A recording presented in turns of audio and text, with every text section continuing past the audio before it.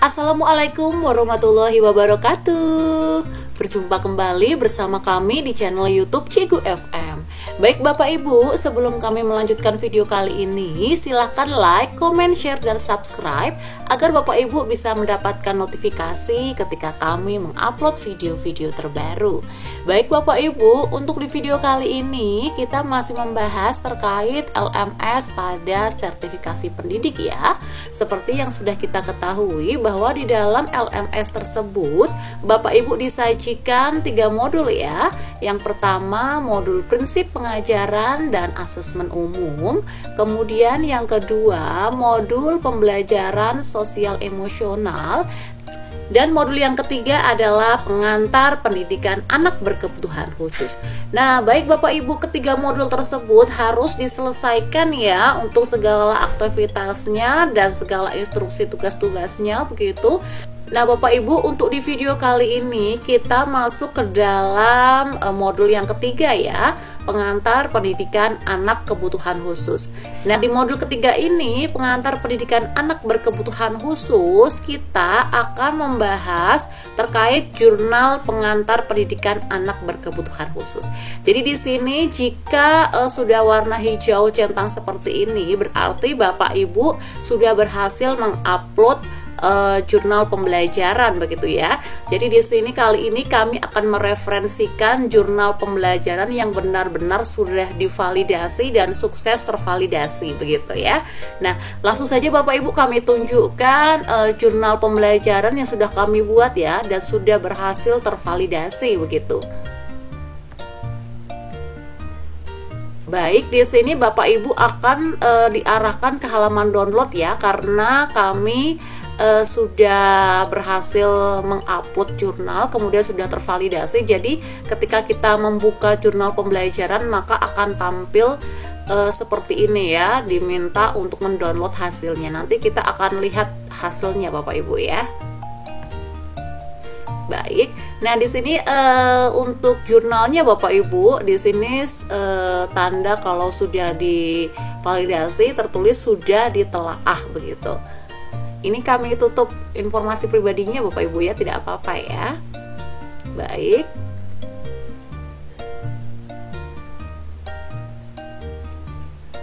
Nah, di sini untuk deskripsinya Bapak Ibu ya, deskripsinya alasan saya adalah terkait alasan ya. Jadi tahukah Bapak Ibu bahwa di sekitar kita masih ada anak-anak yang belum mendapatkan akses pendidikan. Mereka terpaksa ikut ibu berkebun atau ayah berlayar mencari ikan hanya untuk memenuhi kebutuhan sehari-hari. Padahal pendidikan itu salah satu cara untuk mencerdaskan kehidupan bangsa supaya kelak anak didik kita dapat berguna bagi dirinya dan nusa bangsa. Selain itu, pendidikan juga menjadi salah satu amanat dari Undang-Undang Dasar Negara Republik Indonesia, dan itu merupakan kewajiban negara untuk memberikan pendidikan yang layak tanpa pandang bulu. Atas dasar itu, maka perlu sekali kita memenuhi pendidikan untuk semua dengan keragaman yang ada tanpa membeda-bedakan satu sama lain. Pendidikan inklusif merupakan pendidikan untuk semua, di mana tidak ada diskriminasi dan sangat mengindahkan keragaman yang ada di lingkungan belajar. Membangun pendidikan inklusif, maka kita juga akan membangun ekosistem lingkungan yang inklusif, di mana seluruh peserta didik, guru, stakeholder lainnya dapat menghargai perbedaan individu tanpa memandang perbedaan suku, ras, budaya, agama, golongan, status sosial, dan ekonomi, juga kedisabilitasan. Nah, yang selanjutnya memberikan kesempatan yang seluas-luasnya kepada semua peserta didik tanpa memandang perbedaan suku, ras, agama, golongan, status sosial, ekonomi, kondisi fisik, begitu ya, kelainan fisik, emosional, mental, dan intelektual serta bakat istimewa untuk memperoleh pendidikan yang bermutu sesuai dengan kebutuhan dan kemampuannya. Ya, kemudian selanjutnya mewujudkan pendidikan yang menghargai keanekaragaman dan tidak diskriminatif bagi semua peserta didik. atas bahwa setiap peserta didik baik yang pada umumnya ataupun memiliki kebutuhan khusus berhak mendapatkan asesmen dan akomodasi yang layak sesuai dengan kebutuhan belajarnya. Tapi tentu saja hasil analisis ini dapat menggambarkan bagaimana keragaman kelas Bapak Ibu guru dan menentukan pembelajaran yang lebih efektif bagi seluruh peserta didik. Nah, Bapak Ibu guru pasti berpikir apakah mungkin di kelas peserta didiknya banyak ya, kita harus memenuhi semua kebutuhan peserta didik begitu. Itulah seninya mengajar Bapak Ibu.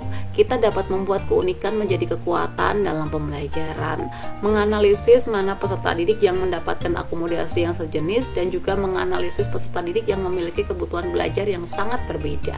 Dalam kurikulum Merdeka, tentu saja Bapak Ibu guru sudah mengenal fase-fase pembelajaran. Nah, itu adalah deskripsinya Bapak Ibu ya. Selanjutnya adalah refleksi ya. Refleksi di sini terkait tantangan yang saya hadapi dalam tugas tersebut adalah tantangan pendidikan inklusif antara lain paradigma masyarakat yang keliru terhadap individu yang disabilitas, manajemen dan SDM kampus yang tidak memadai dan aksesibilitas fasilitas kampus yang belum menerapkan prinsip inklusi. Maksudnya di sini kampus adalah kampus belajar kita ya, SD ya begitu, sesuai dengan tempat kita. Kalau SD, SMP, SMA, SMA begitu. Kami menyebutnya kampus ya, gitu. Kemudian yang kedua, hal menarik yang saya temukan adalah semua anak membutuhkan perhatian khusus, bukan hanya anak yang berkebutuhan khusus. Jadi kita sebagai pendidik harus memiliki bekal dalam pembelajaran pendidikan anak berkebutuhan khusus sehingga kita bisa menerapkan di kelas kita. Yang ketiga, yang saya rasakan setelah mengerjakan tugas yang saya pilih, saya merasa mempunyai tanggung jawab yang lebih besar terhadap peserta didik karena mereka membutuhkan perlakuan yang khusus dari kita. Dan sebagai seorang pendidik, kita harus mampu memahami karakteristik peserta didik kita untuk menciptakan suasana pembelajaran yang aman dan nyaman di kelas kita. Nah, itulah terkait refleksi ya. Nah, di sini Bapak Ibu refleksinya itu harus 300 kata ya, begitu ya, minimal 300 kata. Nah, Bapak Ibu, kemudian di sini adalah dokumen tadi sudah kita download begitu Bapak Ibu ya. Nah, baik Bapak Ibu, langsung saja kita akan melihat dokumen yang sudah berhasil ditelaah ya oleh PMM begitu dan sudah berhasil tervalidasi. Nah, langsung saja Bapak Ibu ya kita ke referensi modul ketiga ini. Nah, ini adalah cover ya. Terlebih dahulu adalah cover dengan judul Jurnal Pembelajaranku begitu. Kemudian modul ketiga pengantar pendidikan anak berkebutuhan khusus, kemudian disusun oleh siapa, LPTK Universitas mana, kemudian PPG guru tertentu tahun 2024. Nah, yang pertama Bapak Ibu berikan pengertian pendidikan inklusif begitu ya, dari Kemendikbud, dari UNESCO atau dari Salamanca begitu. Kemudian tujuan pendidikan inklusif. Selanjutnya prinsip pendidikan inklusif. Selanjutnya ada alur ya, alur pelaksanaan pendidikan inklusif. Nah, ini adalah alurnya begitu. Silakan dibuat dari Word begitu, Smart Art begitu, mudah Bapak Ibu. Lanjut, manajemen pendidikan inklusif dari faktor mobilitas ya. Kemudian diberikan contoh penempatan tempat duduk di kelas juga. Nah, yang kedua, universal design for learning dalam penyelenggaraan pendidikan inklusif. Kita berikan pengertian, kemudian implementasinya. Yang ketiga, perencanaan pembelajaran berdasarkan profil belajar peserta didik. Keempat, 5, 6, 7 begitu. Nah, cukup simpel Bapak Ibu. Nah, ada sistem dukungan pendidikan inklusif juga. Kemudian yang terakhir adalah refleksi. Jadi refleksi ini kami ambil dari aksi nyata Bapak Ibu. Aksi nyata tugas di topik yang pertama, yaitu di sini. Sebentar ya, kami perlihatkan begitu untuk aksi nyatanya. Kita kembali ya. Nah, topik yang pertama ini.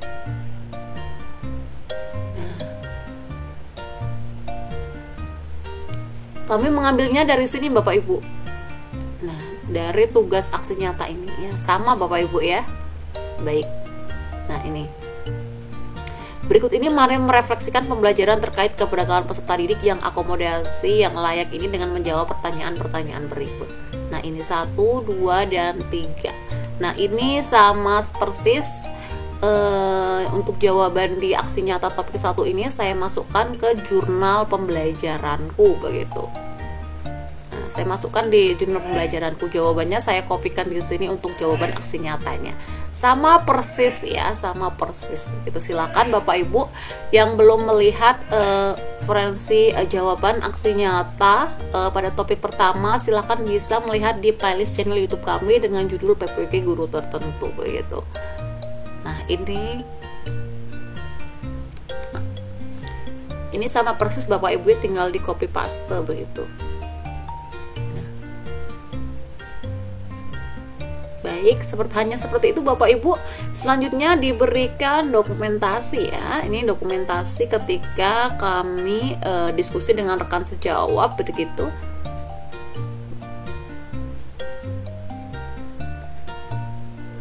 Ketika kami berdiskusi dengan rekan sejawat terkait pendidikan inklusif di kelas kami. Kemudian ini adalah bimbingan individu dengan salah satu peserta didik ya. Selanjutnya ini adalah proses diseminasi aksi nyata kami tentang pengantar pendidikan anak berkebutuhan khusus begitu Bapak Ibu.